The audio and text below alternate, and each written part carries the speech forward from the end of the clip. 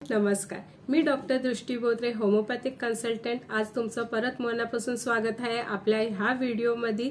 Last time आपण PCOD बद्दल बघितलं होतं. आजचा टॉपिक आहे युट्राइन फायब्रॉइड. युट्राइन फायब्रॉइड पण खूप बरेच लेडीजला हे कॉमन आहे. तर युट्राइन फायब्रॉइड काय आहे, त्याचे सायन्स अँड सिम्पटम्स काय आहे, त्याला इन्व्हेस्टिगेशन कोणते करावी लागते व कुठली ट्रीटमेंट घ्यावी लागते, आज आपण ह्या व्हिडिओमध्ये पूर्ण डीपली पाहणार आहात. चला व्हिडिओला सुरुवात करूया. युट्राइन फायब्रॉइड म्हणजेच काय, तर गर्भाशय पिशवीमध्ये होणारी गाठला युट्राइन फायब्रॉइड म्हटलं जातं.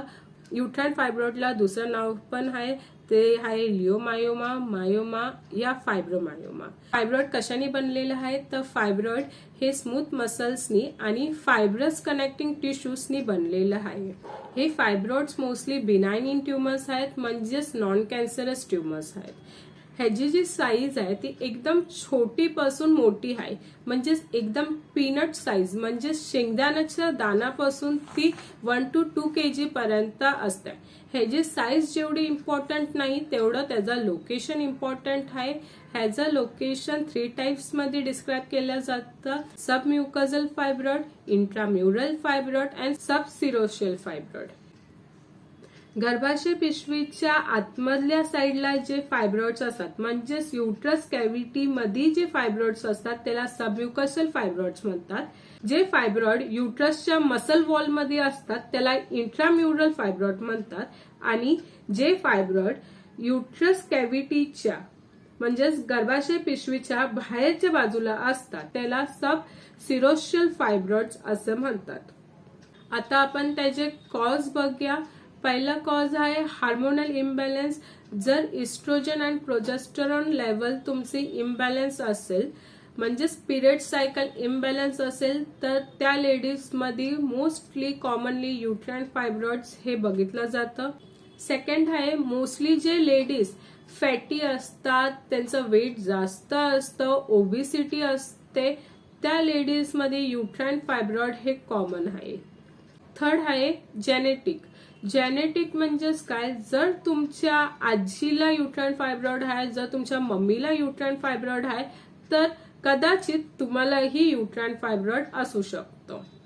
फोर्थ आहे, जे लेडीज ड्रिंकिंग आणि स्मोकिंग रेग्युलर बेसिसवरती करत असतात त्या लेडीजला युट्राइन फायब्रॉइड होण्याची शक्यता वाढते.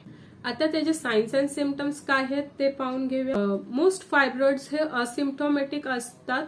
तर असिम्प्टोमॅटिक म्हणजेच काय, तर तुम्हाला त्याचं काही सायन्स अँड सिम्पटम्स नाही आहेत, तुमच्या पोटामध्ये तुमच्या युट्रसमध्ये फायब्रॉइड आहे हे तुम्हाला माहितीही देखील नाहीये.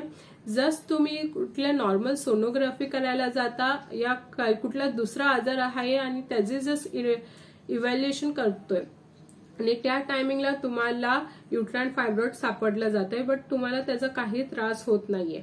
ह्याला असिम्प्टोमॅटिक फायब्रॉइड्स बोलले जातात आणि त्याची काही ट्रीटमेंट करायची गरज नाही, बिकॉज ते आपल्याला काही त्रास देत नाहीये.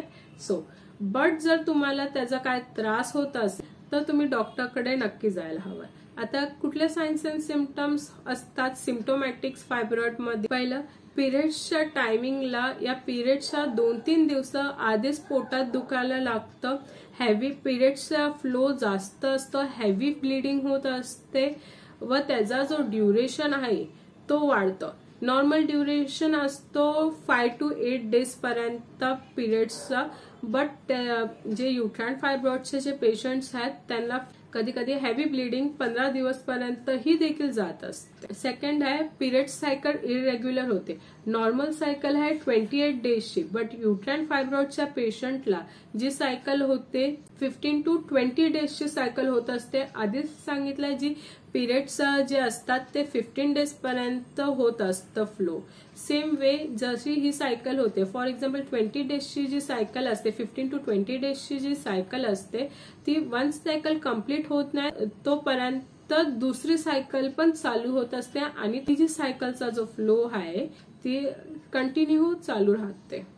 थर्ड आहे, मॅरिड लेडीज मध्ये मोस्ट कॉमनली इनफर्टिलिटी होत असते युट्राइन फायब्रॉइड मुळे. मोस्टली बेबी होत नाहीये या कन्सिव्ह करायला होत नाहीये. जर कन्सिव्ह झालं तर सेकंड या थर्ड ट्रिमिस्टरला म्हणजे थर्ड मंथला या फोर्थ मंथला अबॉर्शन्स होत असतात. का आता आधीच सांगितलेलं होतं लोकेशन खूप इम्पॉर्टंट आहे.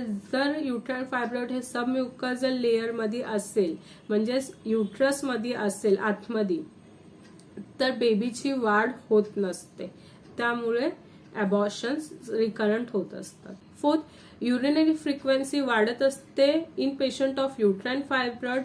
का तर हा जो फायब्रॉइड्स आहे तो युट्रस मध्ये आहे आणि युट्रस जे आहे ते युरिनरी ब्लॅडरच्या बाजूला असतं. फायब्रॉइडचा जो पण प्रेशर असतो तो डायरेक्टली युरिनरी ब्लॅडर वरती जातो आणि त्यामुळे सारखी अर्जिंग होत असते युरिनसाठी आणि सो युरिनरी फ्रिक्वेन्सी वाढत असते. सेम एज पर प्रेग्नन्सी, जशी प्रेग्नन्सी असते प्रेग्नन्सीमुळे पण आपल्याला युरिनरी फ्रिक्वेन्सी वाढत असते. बॅक पेन जास्त असतं, लॅग पेन जास्त असतं, पेल्विक पेन जास्त असतं. जे युट्राइन फायब्रॉइडचे जे पेशंट असतात ते अॅनिमिक असतात. इफ तुम्हाला जर हे कुठले पण साईन असतील तर तुम्ही तुमच्या जवळच्या डॉक्टरकडे कन्सल्ट करा. हे तर साइन्स अँड सिम्पटम्स झाले.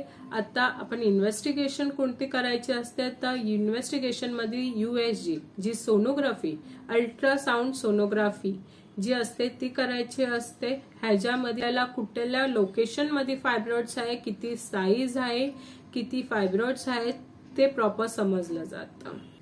ट्रीटमेंट पार्ट मध्ये युट्राइन फायब्रॉइडच्या केसेसमध्ये होमिओपॅथिक मेडिसिन्सच्या हेल्पने खूप चांगला रिझल्ट आहे. तर होमिओपॅथिक मेडिसिन्स कुठले आहेत? होमिओपॅथिक मेडिसिन्स आहेत मदर टिंचर, ऑरमूर नाट 3X, सेकंड आहे कल्केरिया कार्प 30, थर्ड वन आहे फेरिनस अमेरिकन क्यू. बट हे मेडिसिन्स तुम्ही without doctor prescription, without doctor consultant घेऊ नका. तुम्हाला तुमचा फायब्रॉइड डिटेक्ट झाला आहे, तुम्हाला कुठलेही साइन्स अँड सिम्पटम्स आहेत तर तुम्ही तुमच्या जवळच्या होमिओपॅथिक डॉक्टरला कन्सल्ट करा आणि त्यानंतर मेडिसिन्स घ्या. इफ तुम्ही अंधेरीत या मुंबईत राहता तर तुम्ही मलाही कन्सल्ट करू शकता. इफ आजची व्हिडिओ तुम्हाला आवडली असेल तर लाईक, शेअर, सबस्क्राईब करायला विसरू नका. आजची व्हिडिओ एवढीच आहे. Stay tune.